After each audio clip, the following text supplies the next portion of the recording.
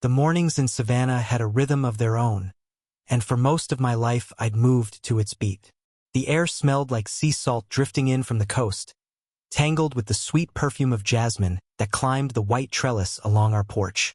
From the kitchen window, I could always watch the light bleed into the yard, illuminating the neat rows of roses I'd planted over the years. Pinks, whites, deep reds that looked almost black in the morning shade. Those roses were my pride. I'd spend hours deadheading the spent blooms, checking for aphids, and adjusting the soil just right. It wasn't just a garden to me. It was proof that patience and care could create something worth keeping. I like to think my marriage to Emily was the same way. We had been together for 12 years, married for 10, and I had built a life around her with the same deliberate attention I gave those roses. Things weren't perfect, but they were steady, and steady was enough. That Thursday afternoon, my routine shifted without warning. My boss had cut the day short after a delivery mix-up, and I was home by 3. The idea of an unexpected couple of hours with Emily crossed my mind as I drove the familiar route back. Maybe we'd have an early dinner on the porch or walk down to the little cafe by the river before the crowds came in. But as soon as I turned onto our street, the thought evaporated. There, parked squarely in our driveway, was a black pickup truck I'd never seen before. It wasn't just the kind of truck you see every day.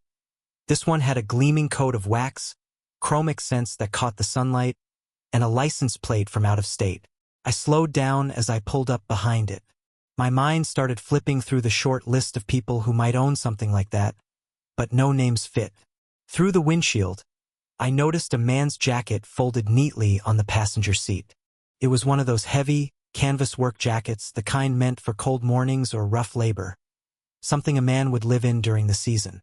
Emily didn't have any relatives in town who fit that description, and I couldn't remember the last time she'd mentioned a friend visiting. I stepped out of my car, and that's when I smelled it. Cologne. Not the faint, worn-in scent you might catch in passing, but fresh, like it had been sprayed just minutes ago. Expensive, too. It wasn't the woodsy aftershave I kept in the bathroom cabinet. This was sharper, more deliberate. The house was quiet. The only sounds were the distant call of gulls and the low hum of a lawn mower somewhere down the street. I climbed the porch steps, feeling the boards creak under my weight. Just before I reached for the door handle, the screen door swung open.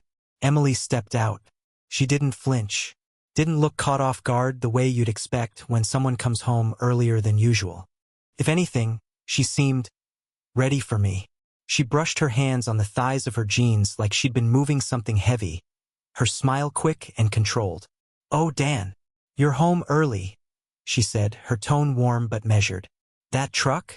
It's just my colleague's. He was helping me move some boxes out of the attic." I glanced back at the black pickup, my eyes lingering on the jacket. "And the cologne?" She gave a quick laugh, too light, too practiced. "Oh, that's me. I stopped at the mall earlier and tried one of those perfume testers, but it turned out to be a men's scent. Guess it stuck." Her delivery was flawless. No hesitation, no nervous stammer, no darting eyes. The way she stood there, relaxed, hands on her hips, gave me little room to doubt her without making myself feel foolish. Still, I noticed something. She didn't invite me inside right away. Usually, when I came home unexpectedly, she'd step forward for a quick hug or kiss. This time, she kept her position on the porch, as though creating a small but deliberate barrier. I told myself it was nothing. Maybe she was tired. Maybe she didn't want me to track dirt inside with my work boots. "All right," I said, forcing a smile. "Just wasn't expecting company, that's all." She tilted her head, giving me a look that hovered between playful and defensive. "Well, it's not really company, more like free labor. You're always saying I should get help with the heavy stuff." We stood there for another beat, the faint scent of cologne still curling in the air. She glanced over her shoulder toward the living room, and I caught the sound of movement inside, soft, shuffling, then quiet. Before I could ask anything else, she stepped toward the door. "Why don't you come in? I'll make us some iced tea." Inside, the air felt warmer than usual, almost humid. A couple of cardboard boxes were stacked near the bottom of the stairs, their tops taped shut. Emily breezed past them, heading for the kitchen. I paused near the boxes, noticing how the tape was perfectly smooth. No sign they'd been handled roughly. One had a shipping label still on it, but the ink was smudged, unreadable. From the kitchen, her voice floated back. It's just been one of those days. You know? I thought I'd finally get some of that attic clutter out of the way. I glanced toward the hall mirror as I passed it, catching my reflection. My own eyes looked different, narrower, like I was squinting against sunlight that wasn't there. Doubt had a way of showing up on your face even before it landed in your mind. Emily came back in with 2 glasses of tea, her smile steady. Here you go. Sit, relax. You look like you've been in the sun all day. I nodded, took the glass, and sat in my usual chair. She settled across from me, sipping hers like nothing about this afternoon was out of place. I told myself not to make a big deal out of it. Maybe I'd walked into nothing more than a favor between coworkers. Maybe the cologne was really from a perfume tester. Maybe I was tired, letting my imagination get away from me. But as we sat there, making small talk about her day, I couldn't shake the faint, stubborn feeling in my gut that whatever was going on, I wasn't supposed to see it. That was the moment, though I didn't realize it at the time, when the first seed of doubt took root. And like all seeds, it wouldn't take long before it started to grow. Memories don't knock. They seep in like damp, and once the first one found a crack, the rest followed. After the black pickup in our driveway, I told myself to let it go. Emily's confidence had been surgical, clean-cut, no jagged edges to catch a question on. But even a clean cut bleeds later. The next morning, the house felt slightly rearranged, like a hotel room you're sure the staff touched after you left. The throw blanket on the couch was folded too neatly. The lemon dish soap had been swapped for a generic bottle I'd never seen. It wasn't much, but it all made noise in my head. I stood there with my coffee cooling in my hand, cataloging differences that would have meant nothing last week and meant everything now. Emily turned off location sharing on her phone by mistake that week. She laughed it off at breakfast and slid the phone face down beside her bowl, like she was letting a cat nap without disturbance. She said her project deadlines were stacked, gym classes inexplicably moved to evenings, and a coworker's birthday shifted from a weekday to, somehow, 3 separate nights. I nodded because nodding is what you do when you want life to be what it was yesterday. Receipts started showing up in the hallway drawer. I saw them when I went to grab a screwdriver. Thin slips from upscale places where the lighting pretends to make everyone look kinder. 2 cocktails I'd never heard of, an entree with a name it would take me a month to pronounce, and a charge for valet. We don't valet in our neighborhood. We park by the marsh and walk. One receipt had a note scrawled across the bottom, "Great seeing you again," in handwriting that didn't belong to a server. I closed the drawer like it had hissed. Her wardrobe changed, too. Emily had always dressed clean and simple. White blouses, soft cardigans, flats she could actually walk in. Suddenly there were designer labels I recognized only from window shopping, shoes with heels that clicked like punctuation marks across our hardwood, and a satiny dress that caught the refrigerator light like water. "Sale finds," she said. "You wouldn't believe the markdowns." I believed in markdowns. I didn't believe in overnight taste shifts. A new perfume joined the rotation. Not the tester she joked about on the porch, but a heavy resinous thing that lingered in the hall long after she left, like it wanted to keep me company. The algorithm noticed before I did. Her social media, quiet for months, started popping again. Corporate event photos, charity mixers, anonymous rooftop sh*ts with twinkling lights thrown over city skylines. And in a handful of them, blurred at the edge, stood the same tall, broad-shouldered man. Black pickup energy even when he wore a blazer. His hand would hover in that careful, almost touch near her shoulder. He had the posture of a person who doesn't apologize for blocking the view. I clicked on one photo and then another, telling myself I was only looking to calm down. My thumb hovered over the heart icon like I was about to bless a ceremony I didn't understand. I closed the app, opened it again, closed it again. The mind doesn't like unanswered doors. Meanwhile, the little frictions at home turned into sand in the gears. Emily used to like the roses. She'd bring coffee out and tease me for naming them. "You can't just call this one Margaret. Watch me." Now she sighed when I mentioned soil amendments, rolled her eyes when I stayed late to water in the golden hour, and said I cared more about fertilizer ratios than conversation. She started critiquing my work like she was giving a presentation to a room that had already decided to replace me. "You're safe, Dan. Dependable. But sometimes you feel small." She didn't say the last word unkindly. She said it like a fact the market had already priced in. Small. That word stuck to me all day at the office and came home clinging like lint. She picked at the quieter parts of me. The way I checked locks twice, the notebooks where I tracked bloom times, the habit of rereading old emails before I hit send on new ones. "You're always auditing your life," she said. "Try living it." I tried not to say that living it was why I audited it.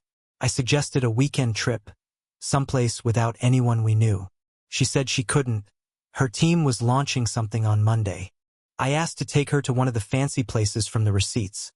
She smiled in a tilted way and said those spots were better for networking than date nights, and wouldn't I hate that anyway? I didn't know if I would. She'd already decided for me. One night, around midnight, I woke to the glow of her screen. She was in the hallway, whispering into the phone like she was protecting someone else's dream. When I stepped out, she turned her back and walked into the guest room under the excuse of bad reception. I stood in the dark a long time, listening to the house settle like it had something to say but wouldn't. When she came back to bed, she smelled like cold air and that new perfume, and she curled away from me as if sleep was something fragile that could only be held alone. In the mornings, there were new routines. A second gym bag appeared, slimmer, like it carried exactly one outfit that didn't want a wrinkle.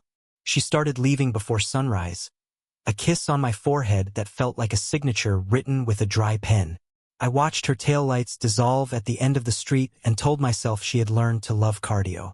The guest bathroom sprouted travel-sized toiletries I didn't recognize, hotel names from downtown I'd never heard her mention. I kept gardening. If you stop pruning because you're hurt, the plant doesn't pause to comfort you. It just gets leggy and sad. I replaced 2 trellises, mulched the beds, set a motion sprinkler to scare off raccoons. I learned the new silence of our kitchen, how a chair scraped different when nobody planned to sit in it. Even the refrigerator had a new rhythm, its hum louder in the evenings when I ate alone. A package arrived for her, a sleek black box with a brand name I'd only seen on airport billboards. Inside was a perfume bottle heavy enough to break a window. The scent drifted through the hall like a stranger deciding where to sit. It wasn't the tester from the mall. It was a commitment. Another box came the next week. A gold necklace I'd never seen on her before, delicate and sharp. "Corporate gift," she said, sliding it on with a practiced flick. Corporate had never gifted her anything but stress. I told myself the same stories people have always told themselves. She's busy, I'm overreacting. Seasons change, marriages breathe.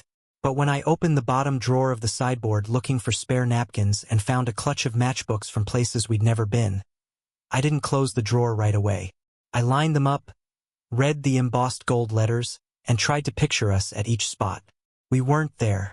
One matchbook had a phone number scribbled inside the flap.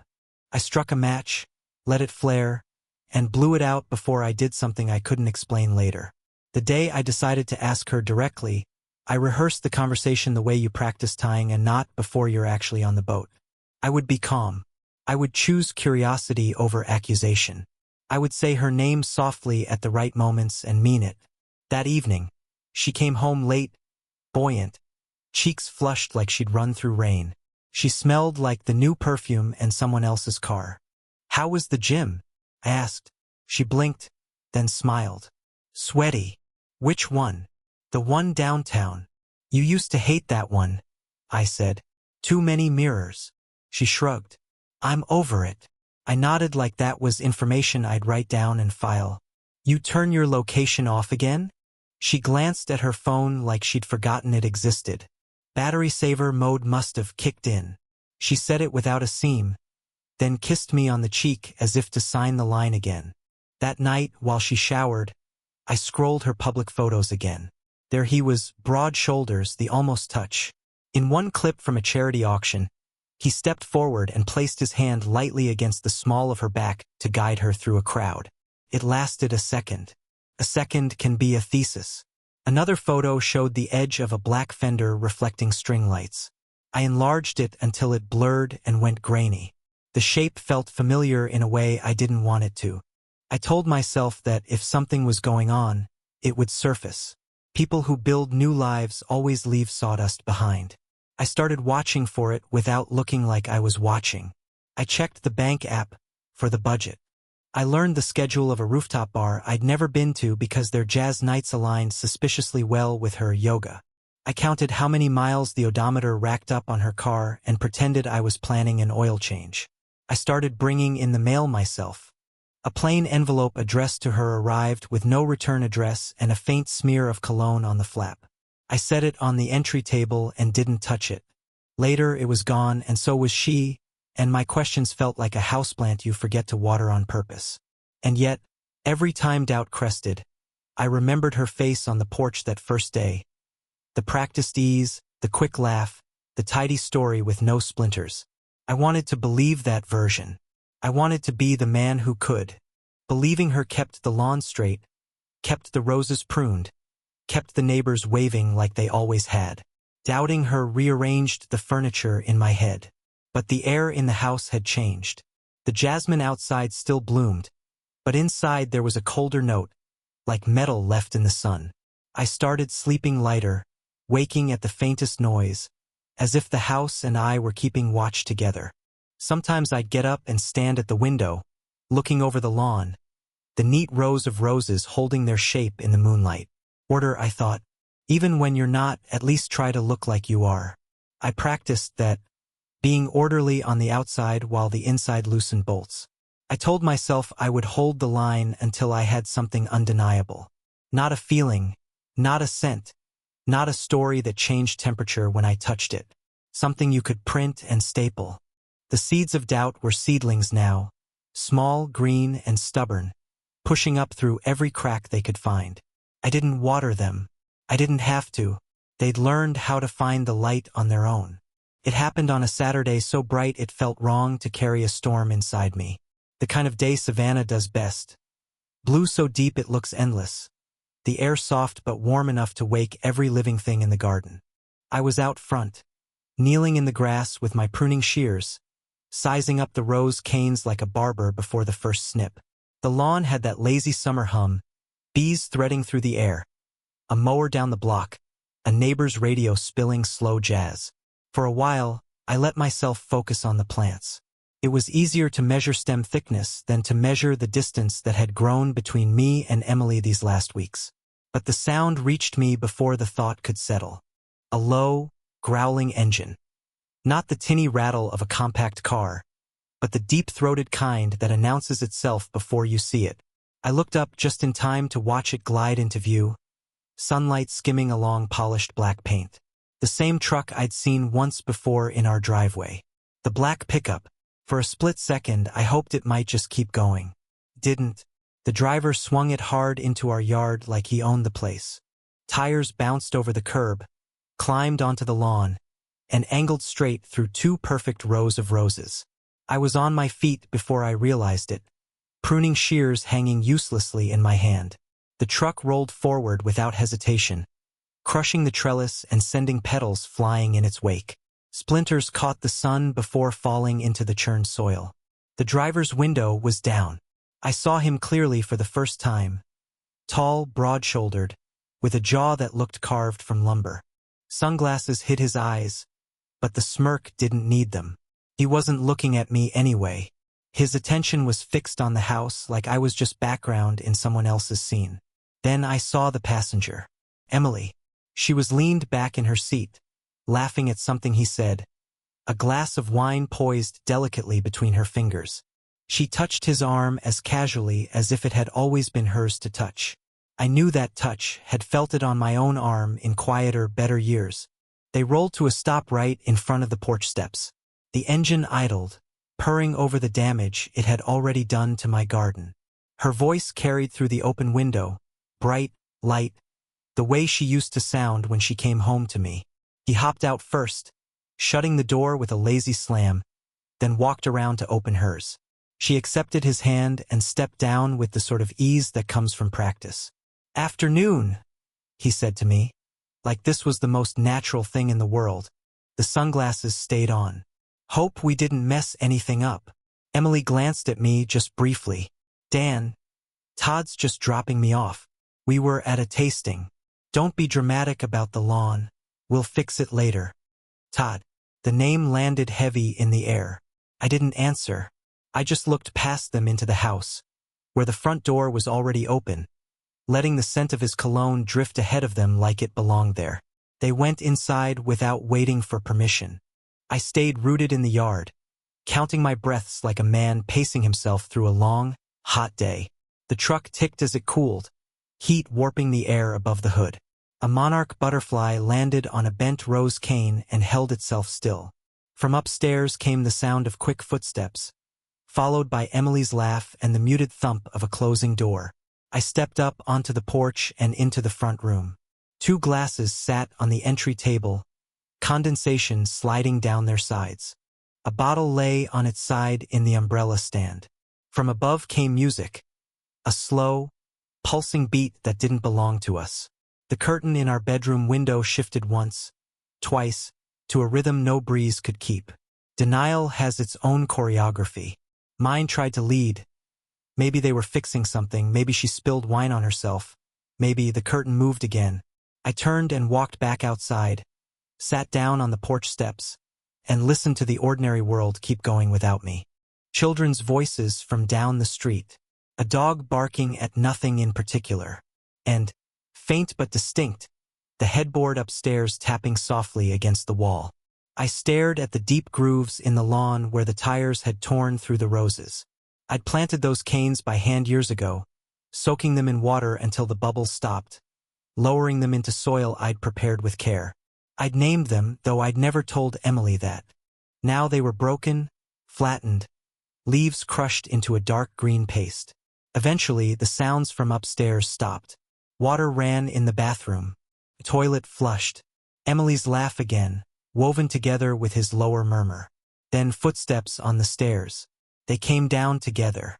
Her hair had the loosened, blurred edges of someone whose hands had been in it. His sunglasses were now hooked casually in the collar of his shirt. "Sorry about the lawn, man," Todd said, as if apologizing for stepping on my foot.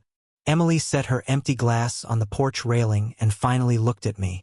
"Don't start, Dan," she said. Not a plea, more of a warning. "It isn't what you think." We held each other's gaze for a long moment, and then they walked past me. He opened the truck door for her like he'd done it 100 times before.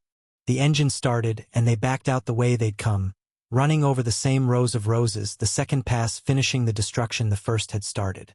I didn't move until the truck was gone. Then I crouched beside the wreckage of my garden, took out my phone, and began recording. Every rut in the soil, every split cane, every petal ground into the dirt. I measured the damage with the small metal ruler I kept for planting. I spoke the date and time aloud. By the time I stood, the beginnings of a plan had taken shape in my head, cold, precise, without the mess of shouting or chasing or pleading. One phone call. That was all it would take to start. Inside, the house still carried their scent. I opened the windows and let the salt air in. Then I scrolled through my contacts until I found a number I hadn't used in years. A favor I'd earned back when I helped a city inspector sort through months of backlogged files. When he picked up, I kept my voice even. I gave him Todd's name and address. I mentioned the garage and terrace he'd built without permits. He didn't ask how I knew. "We'll take a look," he said. "Soon," I added. "Soon," he agreed. When I hung up, I stepped back out onto the porch. The jasmine was still blooming. The butterflies had returned to their work. My roses would grow back in time. But I knew something else now, something I couldn't unknow. And I made myself a promise right there. I would not raise my voice. I would not throw a punch. I would take apart his life the way he had taken apart my garden, piece by piece without ever asking permission. I didn't sleep much that night. I lay there listening to the slow tick of the wall clock, the rustle of the curtains, the occasional creak of the floorboards settling, each sound sharper in the dark. It wasn't anger keeping me awake, not entirely. It was the strange clarity that comes when you've crossed a threshold in your mind. By morning, the damage in my garden looked worse. Dew clung to the crushed stems, turning the soil to dark paste. A few roses still stood upright in defiance, petals bruised but holding, but most lay scattered like confetti from a celebration I hadn't been invited to.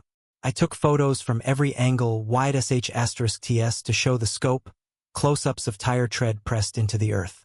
I measured the width of those treads, then searched black pickup Savannah on my phone until I found a dealership listing with the same make, same trim, same distinctive wool pattern. A match. When I called my acquaintance at the city's building department later that morning, I kept my voice casual, as if I were passing along a neighborly tip. Todd's full name, his street, the fact that he'd recently expanded his garage and added a covered terrace. Both, I was certain, without permits. Anything else? My contact asked. Just that it'd be a shame if someone went to all that trouble and had to tear it down. He chuckled, the dry sound of a man who'd been through more than a few petty vendettas. We'll take a look. Thanks for the heads up. By the following week, the look had turned into action. 2 city trucks idled outside Todd's house while inspectors in reflective vests measured and photographed every inch of his improvements. I happened to be driving past on my way to the hardware store. I didn't slow down, but I caught enough. A clipboard exchange, a shake of the head, the way Todd's shoulders tensed as he stood on his porch watching his weekend projects turn into evidence.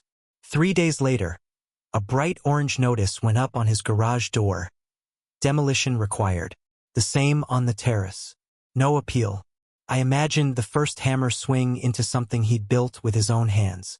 I imagined the sound of wood splintering under force and told myself it was only the beginning. It didn't take long for him to respond in kind. At first, it was subtle. I came out one morning to find a trail of crushed fast food bags and empty beer cans leading from the curb up my driveway. The next night, the trash bin I'd set out for pickup was tipped onto its side, contents spilling into the street. Then the messages became clearer. Sand poured into my mailbox, clogging the hinge so badly I had to pry it open with a screwdriver. One evening, I walked out back to find an entire bag of rock salt dumped into the flower beds, its pale crystals glinting like frost under the porch light. By the next afternoon, several of the plants had wilted beyond saving. He never left a signature, but the black pickup made its presence known. It would idle just past the corner some nights, headlights off, engine barely audible but there. Sometimes it would cruise down our street at a crawl, hugging the curb so close the side mirror almost brushed my hedges. Other times, it would roar past, tires spitting gravel, only to circle back minutes later. Emily, when I brought it up, was all wide eyes and innocence. You think he's doing this? That's ridiculous, Dan. Maybe it's teenagers. Or maybe you're looking for problems because you can't stand that I'm moving on. She said it like she'd been waiting to use the line. The neighbors noticed. A few asked if I'd had trouble with kids in the area. One older couple hinted they'd seen Emily in the truck a couple of times, parked just up the street, talking with Todd. I didn't press them. I didn't need to. What I needed was proof. So I went shopping. By the end of that week, my property had a new, invisible perimeter. For motion-activated cameras with night vision, mounted under the eaves and tucked into the thick boxwood near the driveway. I wired them to a hard drive in my office and tested each angle until I could cover every inch of the yard without leaving a blind spot. Next came the floodlights, 2 high-intensity beams set to trigger with motion, aimed square at the driveway and lawn. And finally, the siren. 90 decibels, enough to rattle the windows and send raccoons sprinting for cover. The setup was ready just in time. A few nights later, at 1:17 a.m., the cameras caught the black pickup easing into the mouth of my driveway. It idled there for a moment before creeping forward, tires pressing into the grass like it was a test. The moment the truck crossed the invisible line, the yard erupted in light. The siren screamed. The driver jerked the wheel, reversing hard, but not before the cameras got him in full clarity. Todd at the wheel, Emily in the passenger seat, both shielding their faces from the sudden glare. I downloaded the footage to 3 separate drives. One went to the police with a property damage report. Another went into a safe deposit box. The third I kept for what I considered my personal distribution list. It was time to widen the field. Todd had been divorced for just over a year, something I'd heard Emily mention once without much detail. A little searching turned up her name, Lisa, public social media profile. A few posts about her garden, her dog, and, more interestingly, her ongoing dispute over financial settlements from the divorce. I drafted an email, polite, factual. Attached were stills from the footage, a copy of the police report, and one carefully chosen photo from a corporate event showing Todd and Emily together, her hand on his chest, his arm wrapped around her waist. Lisa's reply came within hours. Short but with a tone like steel, "Thank you. This explains a lot." That same week, Todd's truck stopped appearing on my street. Word spread fast. Savannah isn't a big city, and the circles Todd moved in were smaller still. A few mutual acquaintances began avoiding eye contact when I saw them in the market or at the post office. One neighbor mentioned, in the careful tone people use when they're deciding whether to gossip, that Todd had been dealing with some personal issues and might have to sell the truck. I didn't celebrate, not outwardly. I kept tending the garden, replanting what could be saved, turning the soil where it had been compacted by tires. I ordered replacement canes for the roses and marked their spots with thin stakes, each one a quiet promise. The truth was, I wasn't done. I'd learned something from the garden, that you don't always get to choose when things are damaged, but you can decide how methodically you bring them back. And sometimes, in the process, the weeds get pulled out by the root. By the time summer's heat settled heavy over Savannah, my campaign had been running for weeks. I hadn't touched him physically, hadn't raised my voice, but every step landed exactly where it was meant to. The demolition orders on his garage and terrace went through without a hiccup. He'd tried appealing, of course he had, but the violations were so clean-cut the city didn't even blink. I would pass his place some mornings, timing it so I'd catch sight of the work crews pulling down the frame, loading the splintered boards into dumpsters. It was the same rhythm I'd used pruning roses. Deliberate, precise, final. But losing his pet projects didn't slow Todd. If anything, it sharpened him. The garbage tossing became more deliberate. Sealed bags of fish guts left in the heat against my porch, souring the air until I could barely breathe. The salt dumping hit every bed in the backyard. A thin smear of grease appeared across my car's windshield one morning, impossible to clear with wipers. The black pickup came back, creeping past the house with its lights off, close enough that I could hear the low hum of the engine over the crickets. It wasn't about damage anymore. It was about showing me he could still reach my doorstep. Emily, for her part, pretended nothing had changed. She'd still park at the curb sometimes, step out with a smile too sweet to be real, say she'd just been in the neighborhood. She never mentioned Todd, never acknowledged the truck. She'd talk about her job, about some new restaurant, about how we should really catch up. The only time her voice cracked was the night she found one of my cameras tucked into the hedge. She laughed at first, then asked if I was paranoid enough yet. I didn't answer. The cameras had already given me more than enough. I was just waiting for the right night. Came in late August. The heat had been brutal that week, the kind that makes the air itself feel heavy. I'd been watering the roses late to keep them from wilting, and the soil still smelled damp when I locked the hose in the shed. Around 11, I was in the living room when the motion alert on my phone pinged. The live feed was as clear as if I were standing outside. The pickup rolled onto my lawn, tires crushing grass and soil, headlights off.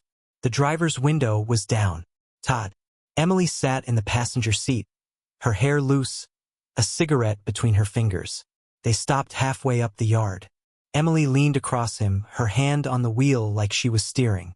The truck lurched forward another few feet, pressing into the edge of the flower beds. I hit the trigger from my phone. The yard exploded with white light.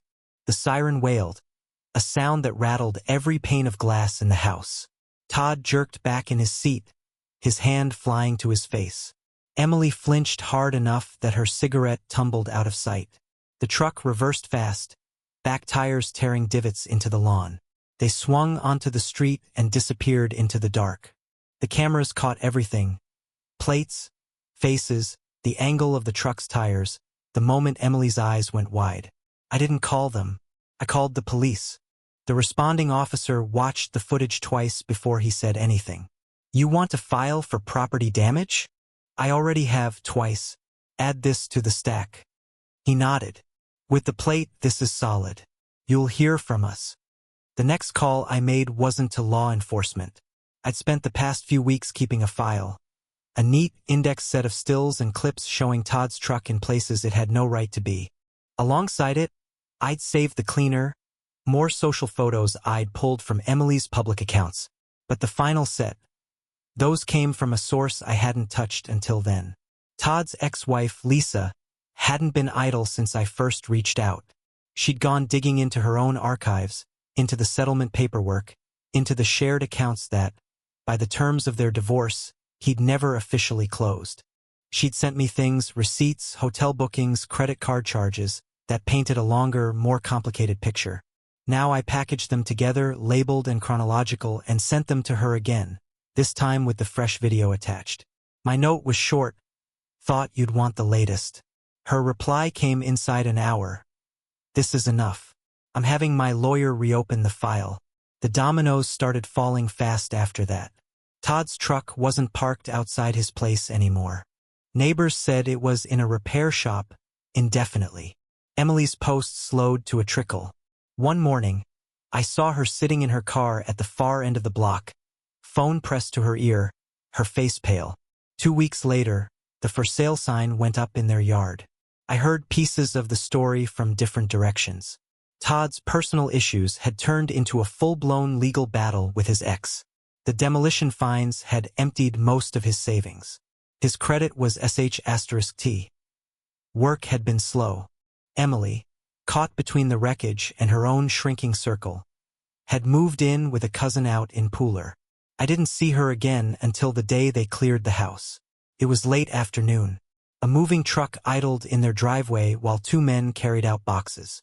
Emily came down the porch steps with a lamp tucked under her arm, her hair pulled back, no makeup. Todd followed with a rolled-up rug on his shoulder. Neither looked at me, though I stood in my own yard, hose in hand, watering the last of the season's blooms. When the truck pulled away, the street went still. For the first time in months, there was no engine growl in the distance, no headlights flashing across my windows after midnight. I walked the perimeter of my yard that night.